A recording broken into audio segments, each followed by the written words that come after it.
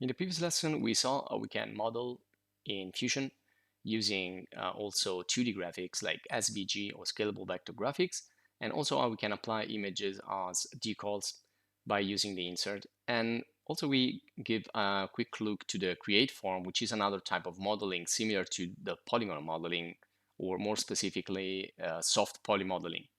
So in this video, we're going to continue a little bit with the 2D drawings and also how we can use them, import them, and use them for modeling architecture and interiors, for example, but also if you want furnishing and things like that.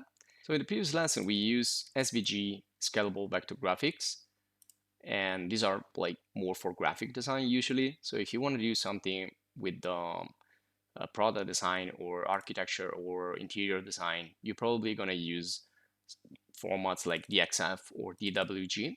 DXF is more popular, more diffused. DWG is usually from AutoCAD. So you have options using different software. And so you can use AutoCAD from Autodesk, or you have alternatives like LibreCAD or FreeCAD and other CAD application. So you can use any application from which you can export in DXF, either in DXF or in DWG. For example, if you use LibreCAD, when we save the file, it's going to be in DXF. So if you want to try it, you can also check other video courses dedicated to the software in the channel. Now, before we import, I want to show you that you can actually start to work in Fusion with the 2D drawings and something similar to CAD. For example, if we go in the Create Sketch, as we did also before, and we start sketching, everything we do here can be used as a CAD drawing. So we saw these basic shapes, and I'm going to proceed. So I'm going to show you now the arc. So let's create like 3-point arc, and you can snap to the grid, and there you go. So you can now choose a third point for the arc. So this is a CAD drawing, and at the moment doesn't have any constraint or measures, which is something you can do in Fusion. So if I take the simple line now and click here and just go down this way, and by the way, you can see I've adjusted the grid, and I put 10 centimeters grid like minor lines and 1 meter major lines. So this is now like 10 centimeters. And if I use this and I click, you're gonna see a constraint appearing. Now let me press enter. And if you press enter, it's gonna create another segment. So you can delete it. Otherwise, instead of pressing enter, you can just confirm. So let me just do another one right here. So I'm gonna go down here, and instead of using the snap, I'm gonna type like 22 centimeters and press enter. So you can see now this concludes the line, and I have constraint and I have a measure. Now, if I go here and right click, I can also remove that constraint from there. So you need to be specific in removing that constraint.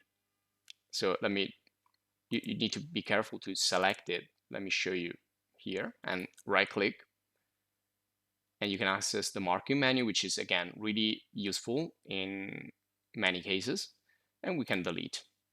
Okay, now if I take this point and I move it around, you can see now it's completely free to move whatever it wants. If I take this other point and I move, you can see it's still gonna be vertical. So it still has a constraint. So this constraint is from this one right here, this dimension, let's call it like constraining dimension. So if I want to have freedom also on this line, I need to right click and delete that dimension and also delete the constraint. So now I will be free to move this whatever I want. So depending on how you insert these shapes or lines, you're going to be constrained or less constrained or fully constrained, etc. But we're going to talk about constraints later on. You can see now we have create on one side, modify on the other. So once you have a drawing, you can then modify it with these tools. So let me just create another shape. So I'm going to drop down this list, and just to add things that we didn't see before, I'm gonna go with the conic curve, which is kind of an arc in a way. So I need to specify again one point and the other point, and then the direction where I want to go with this. And then you can also click and drag and change it. You can also make it like a corner. And once you finish, press enter. And you can see this is a closed shape. Now let's use some editing. So I can use offset.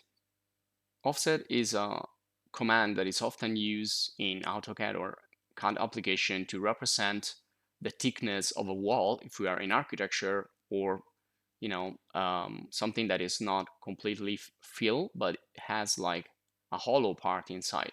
So if I select here, the external perimeter is going to select all the lines, and then I have this arrow which can define the offset, or essentially a double line. So you can go inside, you can go outside, and here you have other possibilities. So maybe you don't want a chain selection in order not to select the entire perimeter, or maybe you want to go two side, so you have an internal and an external offset, or you can also use like symmetric, so it goes in both direction. And we already saw similar waist model before. So let's just do one way, and let's go outside like this. And of course you can also flip with these two arrows and say okay. So now we have an interior part and an exterior part, meaning that we can use this to create a hollow shape, or as we said before, wall. So if I take this, let's finish the sketch and go to extrude, there you go, we have a hollow component which could also be a wall. And instead I can also take both of them and have a complete solid, or maybe I can extrude one part to do like the base of the object, and then I can go back to the sketch, which is temporarily turned off, and then extrude again to create the hollow part, and you can join all together to do a single object, a single body. Now let's insert a CAD file. You can find them on the web, you can create your own. It needs to be a DXF file. So you can search for like download free DXF on the web, for example. So I'm gonna go here, click, and we need to specify here, as you can see, the DXF file we want. So we need to click, and it's either already uploaded in your folder, but I didn't do it in this case, or you can go to select it directly from the computer. And here I've created a file in LibreCAD, again with the course in LibreCAD course if you want to follow, and I will open it. I need to specify where I want to put it. So if it's going to be one face of this object, as we did with the SVG in the previous lesson, or if it's just going to go like on one standard plane like that. And now we inserted that model. Now we always need to check if that is in the correct measure. So while we are in the insert command, we can also do a quick inspect. So this is not a dimension, this is just a quick measure of something that is in our scene. So maybe it could be this. And well, this is telling me that this is 1000 centimeters. So this is 10 meters. So the unit was good. The unit is fine. So if it doesn't detect it automatically, let me delete everything here. So it's this one here. So I'm gonna